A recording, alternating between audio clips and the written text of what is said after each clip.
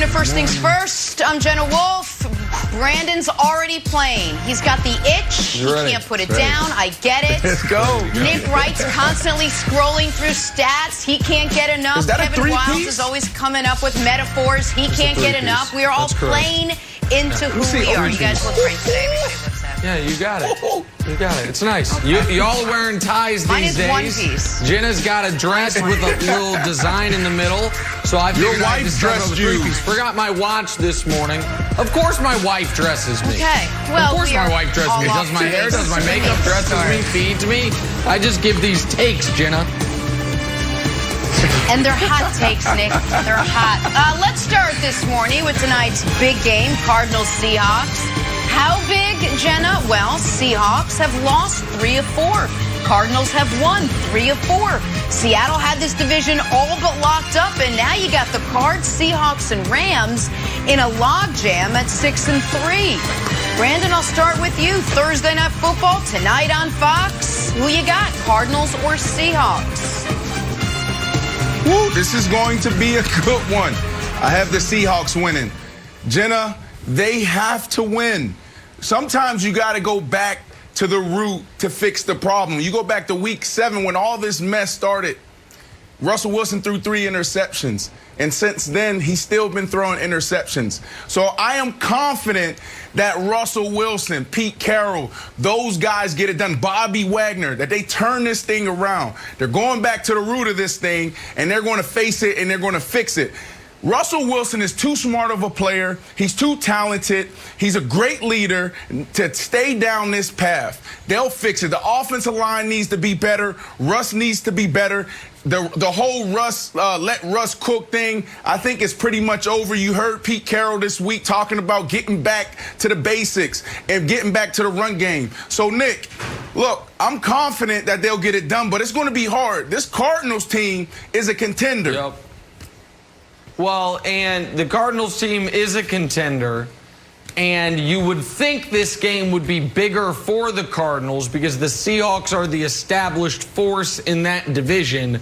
The Cardinals are the new team, newish team, trying to establish itself. But this game is actually bigger for Seattle, and it's bigger for Seattle for the same reason that if we go back a couple weeks to the game I kept harping on, the Tampa Bay-New Orleans game was bigger for Tampa. Whoever loses the first matchup between divisional contenders has to win the second matchup if they want a chance of winning the division. If Seattle loses tonight, the Cardinals are up not 1 game in the standings, but 2 games in the standings because of the tiebreaker.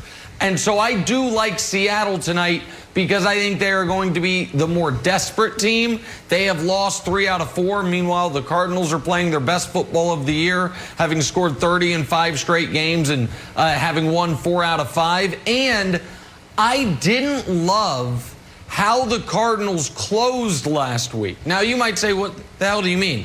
The best play of the NFL season was how they closed last week. But if you watched that game, and if you watched that game with a very acute eye, like those of us with Arizona minus 2.5, Cliff Kingsbury, okay, here we what go. you saw was a Cardinals team You have cute eyes. up 3 with 9 minutes left, blow a drive, get the ball back, go 3 and out, get the ball back, go 3 and out again, just begging Josh Allen to take control of the game, and he finally did. Now, Kyler and DeAndre saved them, but it wasn't a great closing kick by Arizona. And Wilds, the other side of this is, the whole time Russell Wilson's been there, he's never lost 3 games in a row. He's never lost 4 out of 5 games. So I do think Seattle wins a close, high-scoring, very fun game this evening on Fox. Okay, I've got a question for everybody. I'll start with you, Brandon. I like to be generally optimistic. I'm an optimistic guy, but I'm also a guy, I got a big dose of realism. So when I see a game end on a Hail Mary, a part of me is like super excited and happy for the league and just happy we're celebrating in the living room. And a part of me is just saying, kind of lucky. And when the Patriots were winning all their games at the end, or like long field goals, like, the Pete Carroll thing, Malcolm Butler thing, I was like, kind of lucky. Yeah. When when the Lions win a game, they've won 2 weird games because Todd Gurley's scoring a touchdown. Every Lions win kind of lucky. is lucky. That's correct. That's correct. Every Lions win. You're like, oh, that was lucky. Brandon, do you think that there is an emotional high that is going to affect the Cardinals because they were so pumped up? Or do you think they're like, you know what? We escaped that one. We're not. We need to check ourselves. We're not as good as we think we are. We need to check ourselves. Let's get refocused on the Seattle game. No, this is good for the team. This is good for everyone in the locker room, including the ball boys, the athletic trainers, all the support staff. Everybody's feeling really good right now because the Buffalo Bills team, Jenna, they're really good. They've been playing some good ball the last couple weeks now. Before then, I don't know what happened, how things got off the rails. But when you walk back into that locker room after that type of play, the music is loud, everybody's cheering. That's what you play for. That is the best moment in all of sports, is when you win a game like that and you go back into that locker room and you celebrate with your teammates. Russ, by the way, 8-1 on Thursday Night Football. So we wanted to give Russ the MVP this year. We came into the season wanting to give it to him, but the MVP chatter has turned to Kyler the last couple of weeks, especially after the aforementioned Hail Mary heroics. Kyler was asked about his MVP bid. Take a listen to this.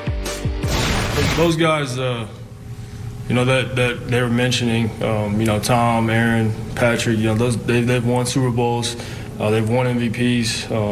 I haven't done anything. So as far as MVP deal, I'm not even really worried about that. I was as far as my personal confidence. Do I believe that I'm one of the best in the league? Yeah, of course. I mean, I think anybody should be confident in themselves. So that's what I meant by that. As far as the MVP deal, I don't really, I just try to go out and lead my team to a win. I said it. The individual goals come if you win. So. You noticed the 3 names he mentioned? Tom, Aaron, Patrick. Was there a name he left out there? Nick, which quarterback is more in need of a big performance tonight for their MVP campaign? Is it going to be Kyler or is it going to be Russ? Who needs it more? I think they are actually dead even as far as need and as far as MVP standings. And I look at this as a game not where either one of them can win the MVP, but one of them can lose it. And they've arrived to this point in Week 11 via very different paths. Russell Wilson was the rabbit in the race. Russell Wilson got out to a massive lead, and over the last month, a handful of folks have caught him, and a couple have even passed him. Kyler, on the other hand, if we would have asked MVP rankings after Week 4, when the Cardinals were 2-2 and Kyler's numbers were not overwhelming, he wouldn't have been one of the first 30 names listed. Kyler now, he's gotten in the race kind of more like the tortoise. He's slow but sure, and all of a sudden it's like, wait, could he win it? And so this, to me, Brandon's an elimination game for the losing quarterback because Mahomes, national television against a bad defense, chance to put up a monster game.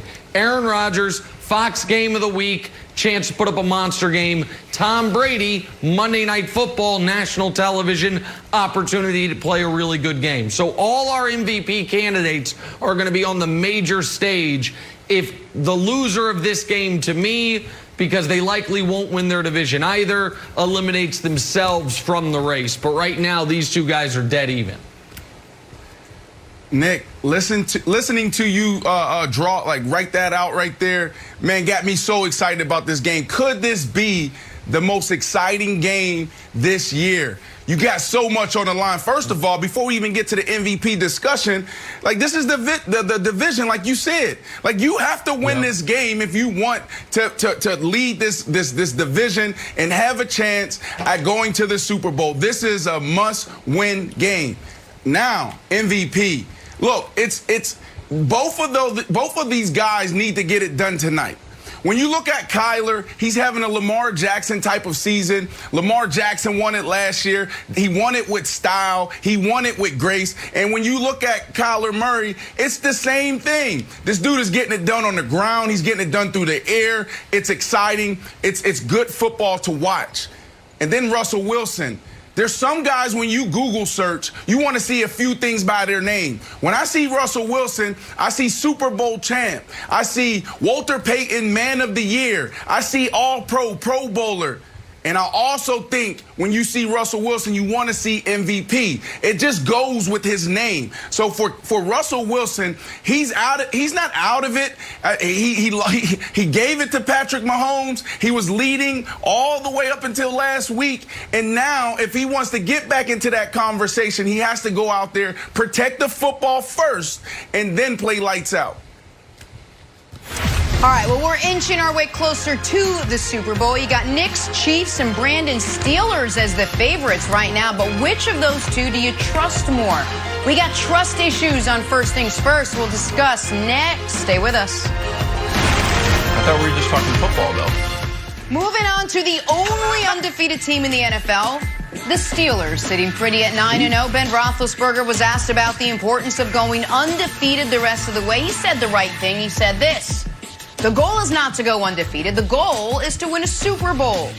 Brandon, any chance at all you think it would be a good thing for the Steelers to lose at least once, one game, one time before the playoffs? And if so, why? Jenna, we're getting to the part of the season where I feel like anytime we talk about the Steelers, you need to say Brandon Marshall Steelers, because I'm the one that sat here before the season and picked them to win the Super Bowl. And everybody laughed at me. Nick laughed at me. Wiles laughed at me. Talked about Ben Roethlisberger's noodle arm. So I feel like we need to change the narrative just a little bit. Just add Brandon Marshall Steelers to this. Look, I'm not picking Big Ben. Big Ben, this is great leadership by Big Ben. He knows that a loss could be coming.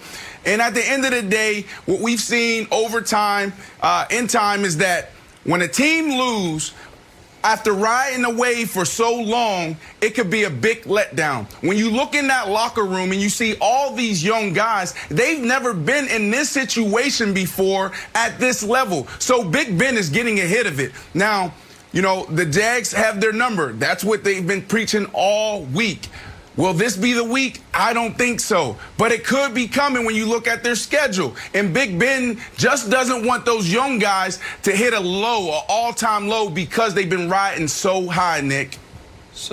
So I understand that, and it's easy to look past the Jags. The Jags won their first game of the year and have been as bad as the Jets since then. By the way, that first game of the year, they beat old noodle arm Phillip Rivers. Now they get to go up against old noodle arm Ben Roethlisberger. It's nice for them. Maybe a little, you know what I mean, dichotomy between the two. But Wilds, this is about the question that essentially you generated this, because you've convinced yourself if only the Patriots had lost in 07, they would have won the Super Bowl.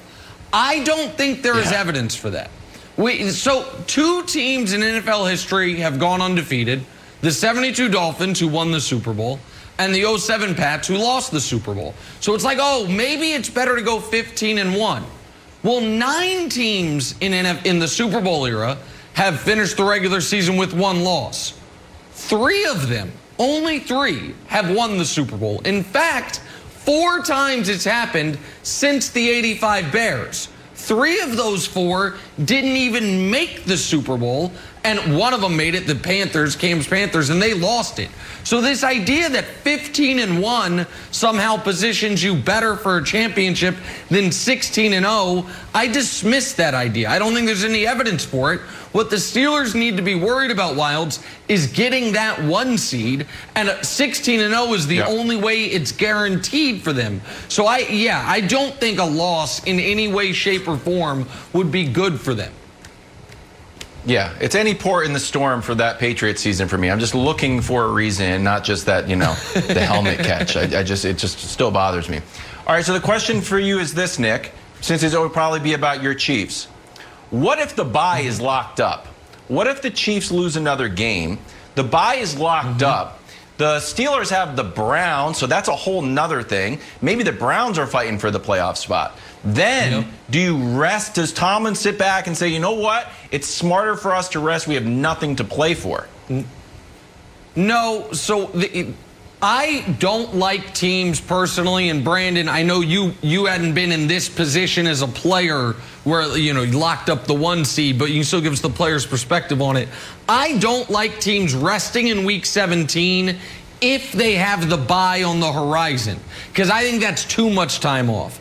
I think in what the ideal situation for the Steelers honestly would be this, that going into week 16, the Chiefs have a couple more losses. They've locked up the 1 seed, and you can rest guys in week 16 and then play them in week 17 before your bye. But that's very rare to have it locked up that much in advance. But Brandon, for a team that's rolling, I wouldn't think you would want to have consecutive weeks off if you're 14-1 or 15-0 and potentially break all that momentum going into the biggest spot of the season for you, Brandon. Yeah, I agree. If I'm the head coach, I'll probably approach it like it's preseason, the first preseason game or the second preseason game. A lot of people out there may not know, but that first preseason game, well, yeah, of course you guys know this. You guys are avid football fans. But that first preseason game, you're seeing your starters maybe take a drive or two. That second one, you want to see those starters play a half. So that's how I would approach it. Yeah, Nick, I'm with you. Taking off 2 weeks is way too long, but there are some savvy veterans that would want that, and they will be in that room asking the coach, hey, let us take off. I need this time. I need to rest. I need to heal. There's a lot of guys right now at this part of the season that's literally using tape to hold on their arms, their legs, and just trying to get out there to get through practice and get through another week. Warriors. All right, guys, you know how sometimes we wish teams would be more honest with the media? Well, sometimes less is more, Bruce Arians. What did the Bucs coach say that he probably wishes he could take back? We'll tell you next. First things first. A little drawing a blank, fellas. Stick with that game. Travis Kelce responded to the Raiders' victory lap, the aforementioned victory lap, with this quote ahead of Sunday's rematch. A lot of people care about this game like it's their Super Bowl. If I knew which people is referring to. Very cryptic. Brandon, Travis Kelce's comments on the Chiefs-Raiders game are blank. It sounds a lot like Nick Wright. Salty. Like, this is not what you want to hear from Nick Wright and Travis Kelce. Like, KC fans, you guys are in trouble. You know you're going to get everyone's best. You are the champs. So why are you salty about this? You guys stood up and said we're going to win multiple Super Bowls. So act like it. This is salty by Nick Wright and Travis Kelce. No, it's not salty. In fact, it's sodium-free. It's super healthy. It's none of those things. It is what it is, though, is brutal honesty about the Raiders. Because this is their Super Bowl. I know I alluded to it in the clip, but I just want people to understand. Since the Raiders played in that Super Bowl in the 2002 season, the one where they forgot to change their plays and they got embarrassed, they have had one winning season. They have had one playoff appearance. And in that playoff game, they started Connor Cook at their quarterback. They have been a low-key disaster of a franchise, no matter what city they've played in, for nearly 20 years now. So, yeah, this is their Super Bowl. If they could go 2-0 against the Chiefs, they will fly a banner in that brand-new stadium in Vegas. Now, they won't go 2-0 against the Chiefs, and they're going to get embarrassed on Sunday Night Football. But, yeah, This is brutal honesty from Travis Kelce about the Raiders. The Raiders. Sound scared. What do the Raiders honestly think they are? You sound scared. Oh, scared. You sound a little scared. You're just protesting a little bit too much. Yeah. My answer was elephant. Here's why. You know when you play that game, it's like, don't think of an elephant, and then you think of an elephant. That's what the Chiefs social media team did. They're like, we're going to let our talking on the field do our talking. We'll let our play do our talking. There it is. Like, well, you're the social media team. You're literally not doing it by tweeting this. You don't play, so you should have just said nothing. But if you let your play do the talking, that's a form of talking trash. So overall, Raiders win. Oh, my They have a God. tweeting department, too. Oh, my. Wilds with the rare prediction. The rare On to Wilds Philadelphia prediction. now, That's just too where scared. Doug Peterson continues to defend his quarterback, Carson Wentz, as a franchise QB. Said this yesterday. He's the guy we wanted back then. He's still the guy we want today. Brandon, Doug Peterson saying he would still trade up for Carson Wentz is blank. Jenna, it's believable. Look, I played a lot of ball. You don't see a guy play as the MVP all year before he sustains a season-ending knee injury and then play like this. It's believable because it's not all on one guy. You have no wide receivers. You have no O-line. Every single week, another guy is going down. You're taking guys off the street saying, hey, you play center. You're taking a guy that hasn't played ball in 2 years saying, you play tackle. What do you expect this guy to do? Now, Carson Wentz, does he need to get better? Of course he does. Has he made bad decisions? Yes, he has. There's been times early on in the year where his feet was sloppy. But at the end of the day, this kid, with the right people around him, he can play at a high level because he's shown us that. Believable. Oh, okay, so this is half true. And can we put Brandon on the screen as well? Because I have a question for him. The reason it's half true is because they absolutely, this is the guy they wanted in the draft. I don't know that this is the guy they want right now. But I have two quick questions for you, Brandon. Brandon, in the NFL, what is the best ability? Oh, availability. Okay, and in the NFL, Brandon, what is ball security? Job security. Why are you putting me on the spot right now? Get me off of the screen. Get me off of the screen. Because we're talking about a quarterback whose two biggest weaknesses are the two most important things in the sport. Are you going to be there? I don't know. I'm hurt a lot. Are you going to take care of the football? Probably not. I love turning it over. So no, they're not in love with Carson Wentz. They loved him a few years ago. Coming out of North Dakota State, they loved him in year 2 until he got hurt. And since then, he's been an injury-prone turnover machine. So no, it's only half-true statement, Wilds. Okay, so my answer was conductor. And the reason why I said conductor is because you ever been on a train, the Metro North train, and you try to talk to the conductor about what happened, conductor's not even trying to hear it. Conductor's talking about, well, the next train is at 8:27. Now, I'm not even talking about the old trains. So that's what Doug Peterson does. He needs to move forward and never talk about the past, ever. Don't talk about Nick Foles, don't talk about the draft. But I have a bonus take here. And Dusty, who is our resident Eagles fan, Dusty, I am going to convince you that this is a horrible, horrible red flag, and you will believe me. Can we play the sound, please, of Carson Wentz being asked about practice in Philadelphia? Take a listen. Are my practices perfect? No. I mean, that's why it's practice. But as far as sloppy practice habits and those things, for one, I mean, you guys are out there every day, and then you guys are asked to leave. So the media's not even out there. So I don't know where that's coming from.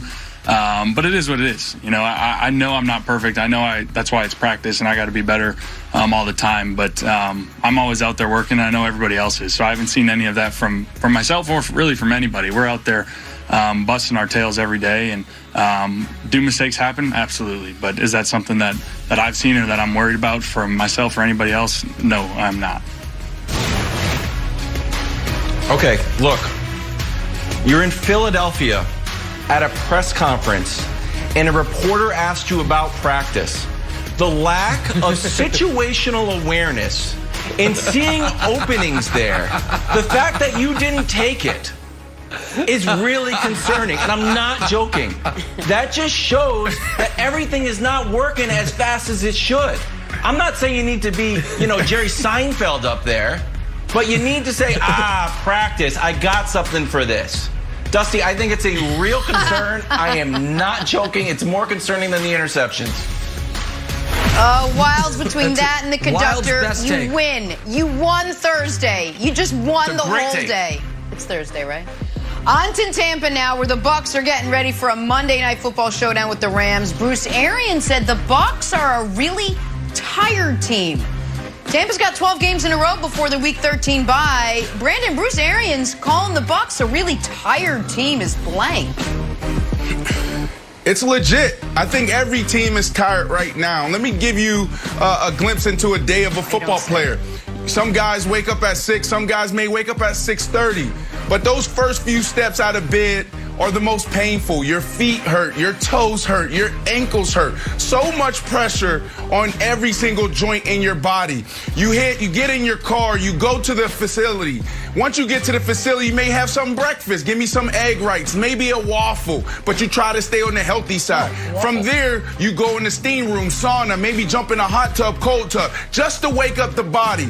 And then you go into meetings, and then after the meetings, you go into the athletic training room. And then you go to the trainer, you say, hey, Dusty, hey, give me some ankle to put together give me some tape to put together my ankle. And then, hit my right wrist. And then, can we do something with my hip? And I have some pain in my neck. Everybody is tired right now in the National Football League. Yeah. Guys are beat up. So this is legit. Yeah, everybody is tired. So are the 1,600, let me do the math, and 46 players that don't play for the Tampa Bay Bucs. So, yeah, that's everybody. So my answer to this is the Bruce Arians calling the Bucs a really tired team is so very, very sad. The poor Bucs, they along with the Bears and the Bills and the Niners and a handful and the Panthers haven't yet had their bye. Those mean NFL schedule makers made them wait all the way until after Thanksgiving for their bye. Now, luckily for the Bucs, that will make them more rested than the other teams down the stretch of the playoffs because they will have had the latest bye. And luckily for everyone with the Bucs, they will be extra rested going into next season because they will have a very short postseason. So those things will work for them. But right now, it's very, very sad that the Tampa Bay Bucs have this terrible, awful, no good schedule from the mean NFL schedule makers. Okay, hey, you know what? Don't be a part of the problem, be a part of the solution. Not only is Tom Brady leading the offense, he also cuts down on penalties. Guess what else he can do? Boom! Take care of your recovery with the old TB12 method. He wrote a whole book on it. Page 278, here's some helpful tips. Time your exercise right. Pay attention to your sleep environment. Temperature matters, so does cleanliness. Keep the noise down. Don't skimp on your mattress or your bedding. Functional apparel and sleepwear. Check this one out. You have a few years book? ago at TB12, we began to look into the role of bioenergetic apparel and sleepwear, like special pajamas that have been hit with, what the heck? Give off infrared rays which stimulate, heat muscles, bones, and tendons. Of course. Do I have it?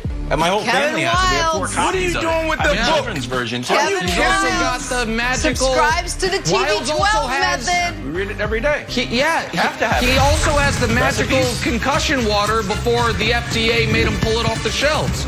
That's a collector's This is item. Bible. Free Tom Brady. Let's get ready for tonight's big showdown between two of the hottest quarterbacks in the league. You got your Kyler, you got your Russ, you got a game with a lot on the line, and we're going to preview said game next. First things first. What page was that on? I just Said want to flip game mine. to be previewed. Saturday on Fox, it is a battle of Big 12 title contenders. K-State taking on Iowa State 4 Eastern. Then you got Arizona and Washington clashing in Pac-12 action. That's at 8 Eastern. Football Saturday beginning at 4 Eastern on Fox and the Fox Sports app. All right, back here. First things first, we're talking the New Orleans Saints. Drew Brees' second opinion on his injured ribs confirmed he'll miss at least the next 2 to 3 weeks, possibly even more. So the Saints have a decision to make. Their Week 11 starter could be Jameis Winston, who has started 70 games at quarterback. Could be Taysom Hill, who has started 0 games at quarterback. Here's more from Sean. It could be Otto the Orange. Sean, can you share any updates on your plans at the quarterback position this week? No updates, Mike. I'm eating my bagel. I was hoping to be chewing it when you asked that question. No update on Drew's injury status either, specifically? Nope, nothing specific. Yeah, nothing there. What kind of bagel? Everything bagel, or is it like sesame seed? Or It's a poppy seed steamed bagel, which are hard to find, actually. The Poppy Seed Bagel, there's a great Seinfeld line, which I'm not going to go to right now because I will get hammered by my colleague Nick Wright. So instead, we will focus on this. Jameis or Taysom Hill? Sean Payton has a decision to make. It's a conundrum. He has not made a decision yet. Coach, I will ask you, who do you start? Taysom Hill or Jameis Winston this weekend? Well, first of all, I'm very impressed with the media in New Orleans. The fact that you could give no answer on your starting quarterback, no answer on your injured quarterback, and the follow-up question is on the bagel you're eating. That's pretty good. That's very similar to what I experienced in New York. That was very much like the New York media. But I'd say it's pretty clear that they're going to start Jameis Winston, and this is, though, a positive and unique opportunity because they obviously love Taysom Hill and they want to get him more involved. And the fact that he's taken plays at quarterback when Drew Brees was there, now with Jameis, you can increase the size of that package and really experiment with him probably as much as they've wanted to over the course of time and learn more about him. And it's the same thing with Jameis. He's been there now for 9 weeks. He knows the system. He knows the players. This is a great check-in to see where he is. But, Taysom Hill's thrown 18 passes, and Jameis Winston has thrown, I don't even know what his number, but he threw 18 passes in like the first 5 minutes of most Tampa games. So there's a pretty broad distinction between those two guys. So I would imagine it's going to be Jameis and with extensive packages for Taysom. Yeah. Hey, I'll be shocked if Taysom is the starter. For me, it starts with Jameis Winston, and it ends there. Like, this is why you brought this kid in. And you brought this kid in almost as a project, knowing that he has everything he needs to be really good and effective in the National Football League outside of one thing, decision-making.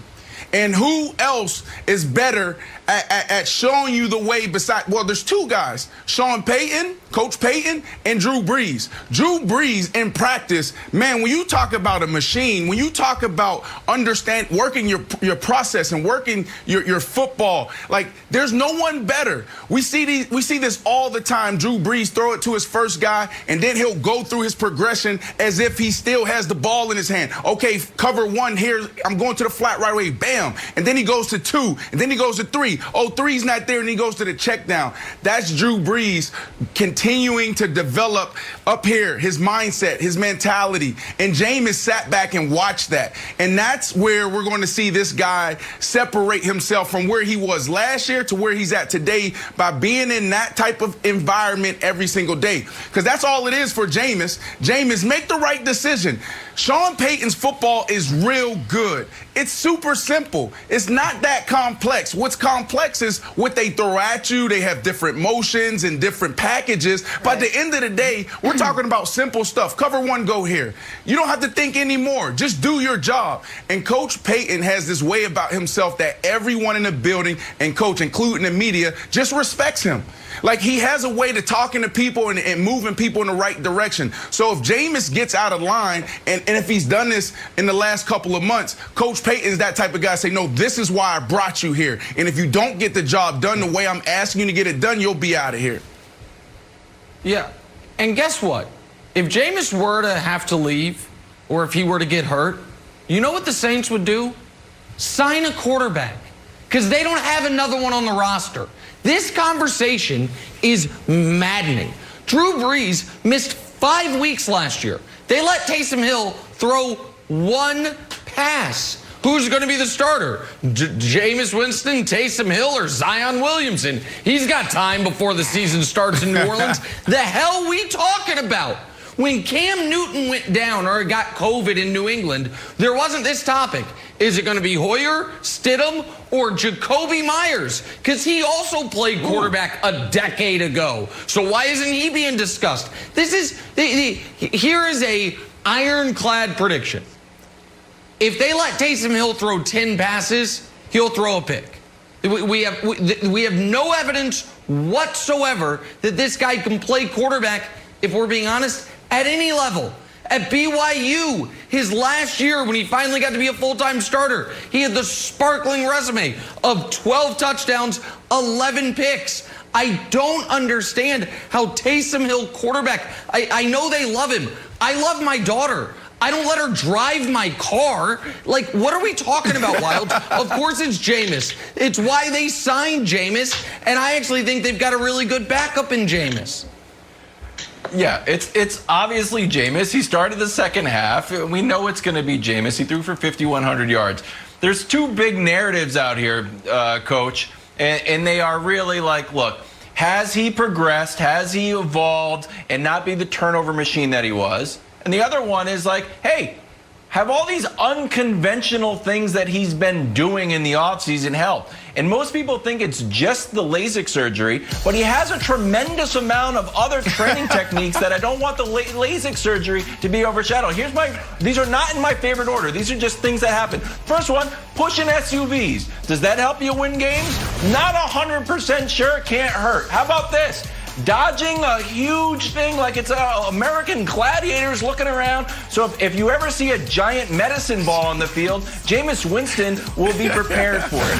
The third one, hey, I don't know, Kyler Murray's talking about playing baseball. I also played baseball at Florida State. Maybe this will help me. Bingo, hello. Baseball season's still right around the corner. Boom, maybe this will help me get the ball out faster. And then, of course, mobility. Who can go wrong with mobility? Dak Prescott can't get all the highlights from just shaking his hips.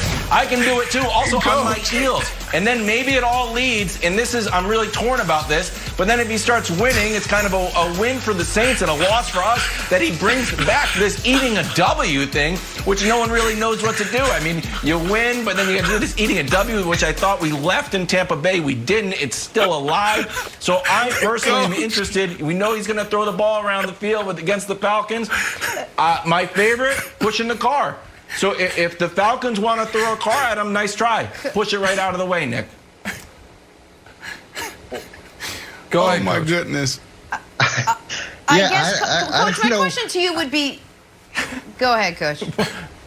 I don't know where to go with those training techniques. They are a bit unconventional. I like the eating the W's. I'll do that a little bit with my kids when I win the occasional game of spike ball against them. The pushing the SUV, I like that too. I might incorporate that into the workout I have for the boys. The giant, I don't even know what that is. But look, I'm for all of it. That's a concussion. That's what that is, Coach. Yeah, That's a concussion. But That's Nick, what that is. You know how heavy that thing is? That's 80 pounds. It's 80 pounds. If he gets hit in the head, That's why he has to dodge it, Brandon. That's why he's got to dodge it. I mean, he's not standing there letting it hit him. What are you talking about? Jenna, what are you trying to ask? Go ahead. I'm sorry, Jenna. Go ahead. Is Jameis good enough to be Brees' backup, or is he good enough to be a quarterback? We didn't know who Teddy Bridgewater was going to be after his injury. Brees goes down last season. Bridgewater comes in. It was an audition for him. Went and played himself into a starting role this year. Could that be Jameis Winston? Is he good enough to be able to be that guy where he can go find himself either there in New Orleans or somewhere else a starting job? Coach, I see you shaking your head. If Jameis plays well here, he's either the Saints starting quarterback or someone starting quarterback next year, right? Well, in all seriousness, I appreciate the work that Jameis is doing, and as those training techniques may look untraditional, but I respect him trying to develop his craft. And what I really respect is what he said when he went to New Orleans. He said he wanted to go get his master's in football. And this is a great opportunity for the organization and for Jameis to see what his grade is at the midterm. And you can see now that he's had a chance to learn the system, work with the players, be with Drew Brees, and work on that Masters. Where is his progression? He's got a ton of ability. He's played a lot of exciting football, and the question does come down to what Brandon outlined, which is decision making.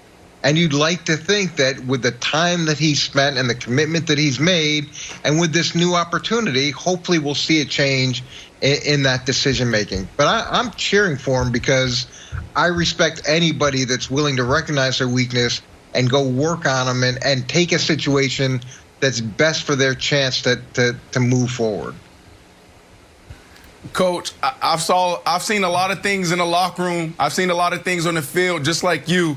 But we talk about decision-making, man. It makes you wonder if he's gotten it, because those videos that Wiles just showed us, I've never seen anything like that, guys training like that. But look, I'm just kidding. I like Jameis Winston. Jameis and I, in our families, we spend a lot of time every single year at a marriage retreat. And Jameis is one of those guys that will just cling to you if you have the answers. If he thinks you has the answers, he's going to sit down with you and say, hey, can I get on your schedule? And he's going to have probably 20, 30 questions prepared. That's who he is. So when it comes down to this decision-making outside of his training on the field, Drew Brees, Sean Payton, if he's taking advantage of this time, which I believe he has because I know Jameis, he will be fine. And Nick, 100%, he'll be a starter next year in New Orleans, because I don't see Drew Brees. Like, is he really going to come back? Or somewhere else if Drew comes back, right? This kid is more than capable of being a starter. He's a Pro Bowler. He's done some amazing things. He just has to clean up the turnovers. You just have to see if Sean Payton picks him as the starter to fill in for Drew Brees. I got a question for you. Yeah. Who's the better bet to win the Super Bowl this year?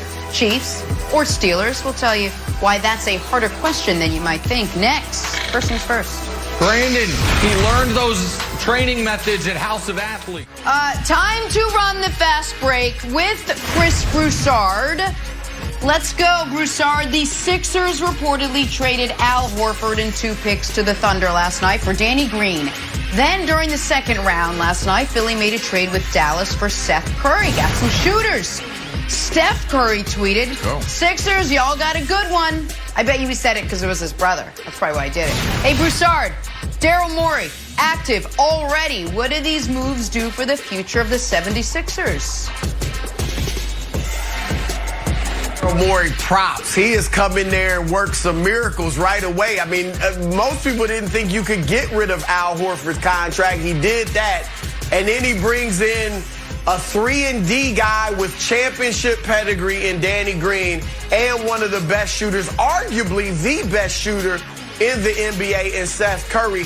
When you put those two around Tobias Harris, Ben Simmons, and Joel Embiid, that is a starting 5 that should be elite on both ends of the floor, offensively and defensively. What it's going to come down to now in Philadelphia is culture and maturity. And that's what you bring Doc Rivers in for, and Daryl Morey. Can they create a championship professional culture in that organization that gets them close to a championship? And then their 2 stars, Simmons and Embiid, have got to mature. As much as we talk about the problems with their games matching each other, what a lot of people out there in Philly will tell you is that it's really about them each wanting to be the man. They really are concerned about, am I the man or is he the man? What is he doing? What am I doing? Is he getting more credit than I'm getting? Doc Rivers has to sit them down and explain to them, it doesn't matter. If we win at a high level, you both will get major praise, especially with one being a perimeter guy and one being a big man. Because on paper, they're as nice as Brooklyn as anybody except maybe Brooklyn in the East. And let me add to that. If people worry about the Simmons and Embiid fit, look at the on-court numbers. Those 2 on the court together, plus J.J. Redick, the 2 years he was there. That's right. They were better than plus 18 points per 100 possessions. Seth is a better shooter than J.J. Redick. Statistically, I'm not saying this is the take, but statistically, he's the best shooter in the history of basketball. This is why Daryl's great. Daryl understands how to build out the other pieces of the team. I know for a fact the Rockets looked at Seth Curry a year ago, but because of their switch everything defense, he wasn't a fit on that end. But when you have Joel Embiid manning the paint and Ben Simmons as an all-league defender on the perimeter, you can handle a minus defender in Seth Curry. So that's a great move for them. Getting off the Horford contract is magic. And I'm telling you right now, America, I'm not saying this is my pick, but I am saying I might have this morning placed a small financial investment on a Lakers-Sixers NBA Finals, which right now pays out at 40-1. So, $250 to win, I call it $10,000 Lakers Sixers. Just putting it out there, Brandon. It's just available to you, America. Yeah. And you should maybe consider it. Look, Nick, I'm a huge J.J. Redick fan. He actually married one of my college friends. Look, when the Sixers lost him, they needed shooters. They haven't been able to find any shooters. Last night, they got 2. Doc Rivers goes and gets his son-in-law, Seth Curry. They get Danny Green. They have 2. I really like this for the Sixers. Now, Danny Green, his lone year in Toronto when they won the championship, he was shooting the 3-ball at 46%. Last year, he dropped down to 37. Danny Green, get back on track. Please don't continue to trend in this direction because you have a great opportunity ahead of you. You could potentially win 3 in a row. Woo!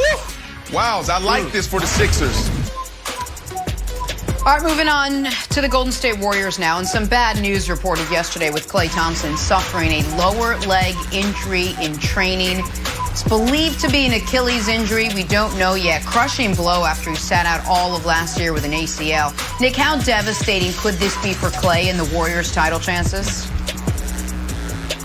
Well, for Klay, I'm wrecked. He is one of the most well-liked, one of the best people in the league.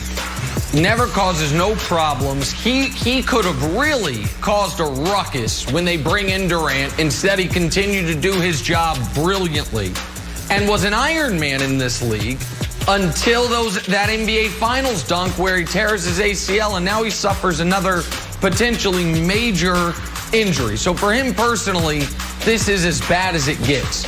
For the Warriors, it's even worse. I thought the Warriors were way overvalued with a healthy Klay Thompson. Without a healthy Klay Thompson, Broussard, they are going to be a fringe playoff team.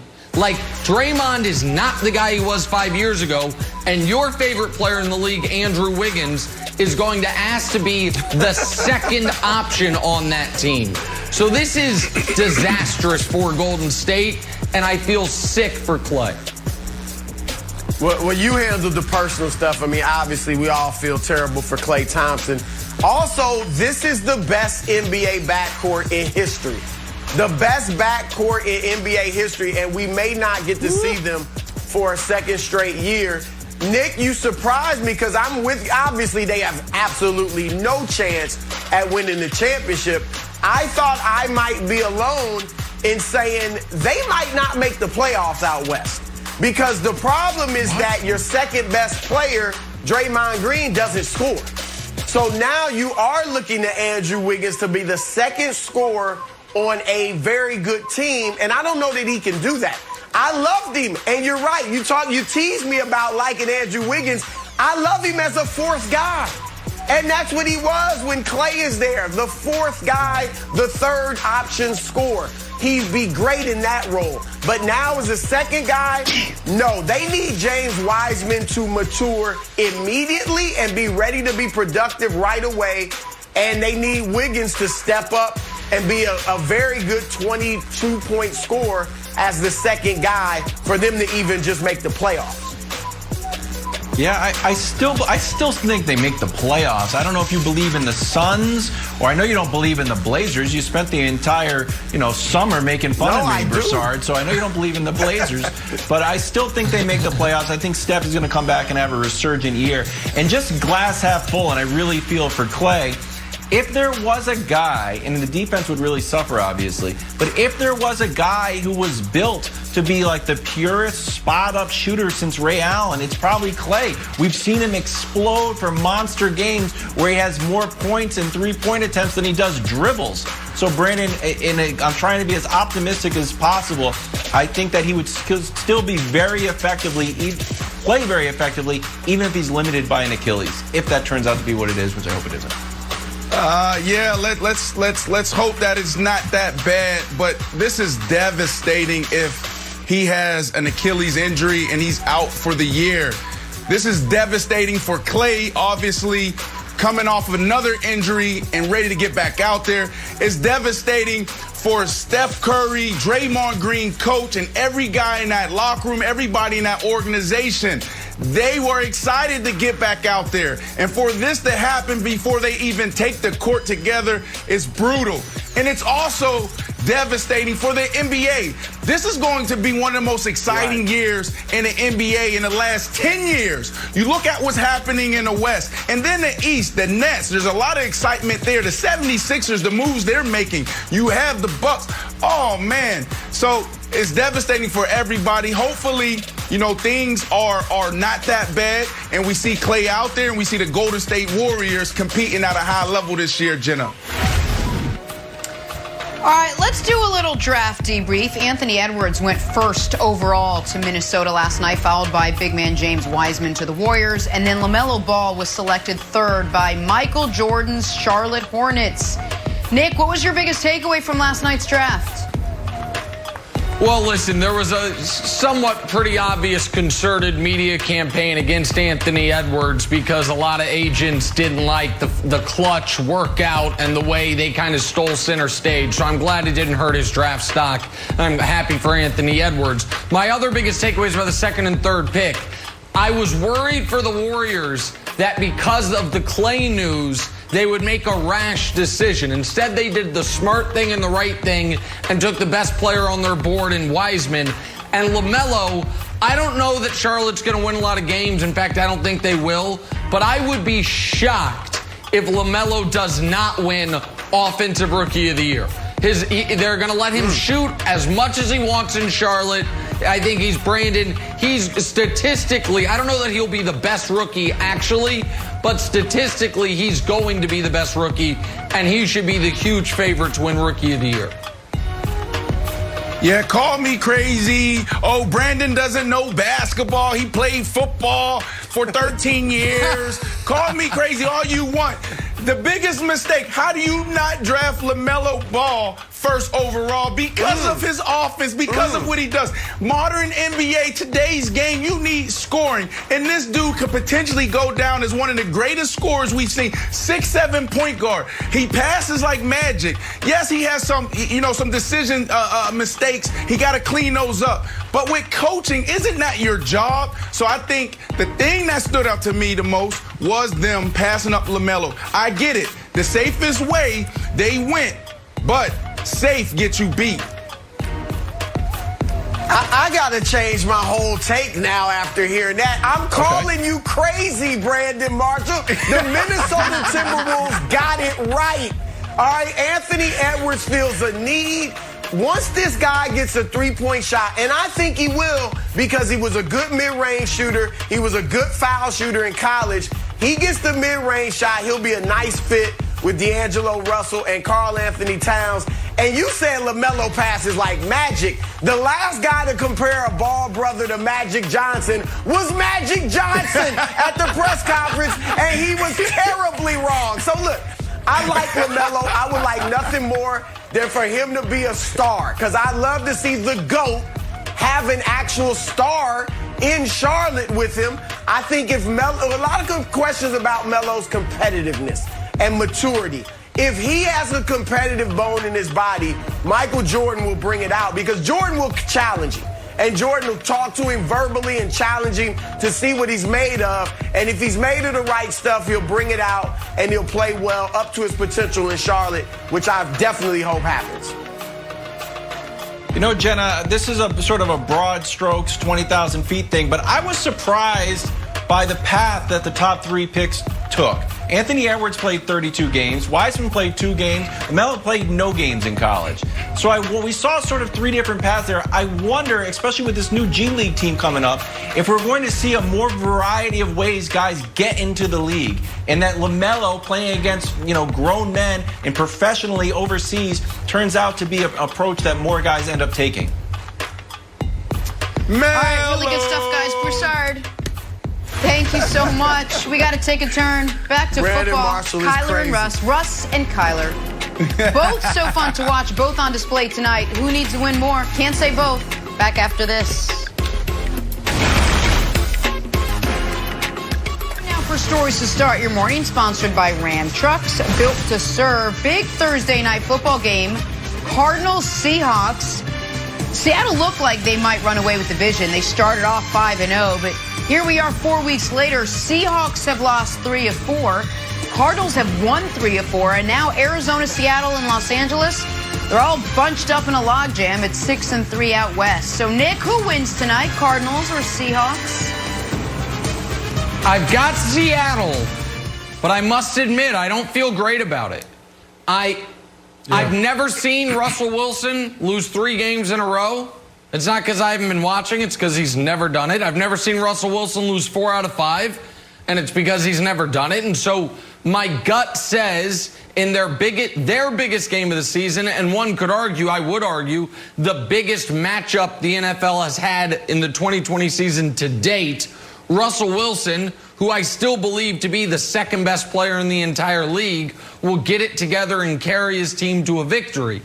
But there are some seriously concerning signs, Brandon, and if I'm wrong, if the Cardinals win tonight, I do not think you can consider the Seahawks contenders for anything anymore. If the Cardinals win tonight, Seattle will still be a playoff team, but they won't host a single home playoff game. They will have the toughest road possible to the playoffs, and it will mean either the defense reverts back to what it had been every week aside from last week, or Russ just can't stop turning the ball over. Either would be an incredibly ominous sign for their championship hopes. So I like Seattle tonight in a close one, but if I'm wrong, it is bad news for your beloved Seahawks, Brandon. Yeah, I agree with you, Nick. And it's uncomfortable because we went the entire day agreeing with each other. And that's uncomfortable for me, bud. You've had good takes. But when you really today. look at this, You've had good takes. The safe bet is probably Arizona. Good takes today, right? But when you look at it, and it's a gut thing right now with the Seattle Seahawks. When you look at Russell Wilson, he's just too good of a football player. He's too good of a leader. I was in that organization. That's a championship organization. I can't see them losing this game because they need this win more than the Arizona Cardinals. They got to clean up things on the offensive side. Russell Wilson is getting hit way too much. So that's number one. Before he can even cook, ball, whatever you want to call it, he needs to be standing upright. He can't be running around with, as soon as he get in his drop back. And then second, Russell has to protect the ball. We're all talking about that. Defensively, they held the Rams to 23 points, Wilds. So I think they're trending in the right direction. And you were the first to talk about the Seattle Seahawks and how let's slow down with them being contenders because this defense isn't so good. But I think they're trending in the right direction with what they're changing up on the defensive line and also the back end, how they're blitzing. Yeah, so it's always a bad sign when you give up 23 points and there's a reason to have a parade in Seattle because that's your best defensive effort. And look, I rarely do this. I rarely use my my future-telling powers on sports. It's considered a little distasteful among the future-telling community to just bet on sports. It's kind of very Biff Tannen-y, Back to the Future too. But I'm going to make an exception today. Nice. Future things first. Here are the headlines for tomorrow that I had printed up digitally for your enjoyment. Here's what's going to happen tomorrow when we show up on the show. Baker cooks Russ. Buda Baker he got denied a pick six from the Play of the Year by DK Metcalf. Doesn't happen because Kyler Murray's throwing the ball all over the place. Russ looks like, oh, geez, I got to put up 50 points. He starts throwing the ball. Baker gets one, runs it to the house, pick six. Problem is, Russ doesn't just throw one interception, guys. He throws 2 interceptions, tying him with Carson Wentz, the back page of Future Things First. 12 interceptions lead the league. And again, Nick, you have the little sub-headline there. It really it stings your committee. And I know they don't meet until Monday night, until after the Monday night game. But if we want to look at your tiers here, I think there's going to probably be some movement. I didn't use my future powers all the way out till Tuesday. It's kind of a smaller window. I'm not that advanced in my Harry Potterness. But there you go, Nick. I don't know how you think the committee is going to view a Cardinals win tomorrow. A Cardinals win, I don't think it'd be enough to elevate them to #1 contender, but they would stay where they are. And Brandon, if the Seahawks lose this game, and they would have then lost 4 out of 5, I think you'd have to move them down. We'd have to rename the tiers to pretenders. You don't lose 4 out of 5 games in a season, especially when, by the way, when you were winning, those wins weren't exactly pretty. Yeah.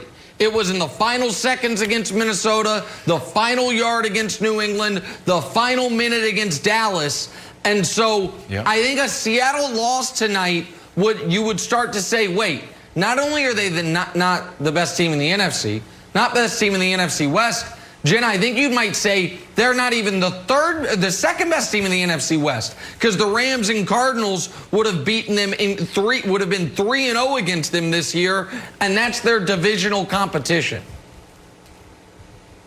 Yeah, Jenna, I kind of agree with them again. It's uncomfortable to agree with this guy. What? See? You're getting smarter. All right, well, let's dive a little smarter deeper. By the day. Russ's MVP chatter has turned Kyler's way the last couple of weeks for all the reasons Nick just laid out, especially after last week's Hail Mary heroics. Kyler was asked about his MVP bid. Take a listen. Those guys, that they were mentioning, Tom, Aaron, Patrick, they've won Super Bowls, they've won MVPs.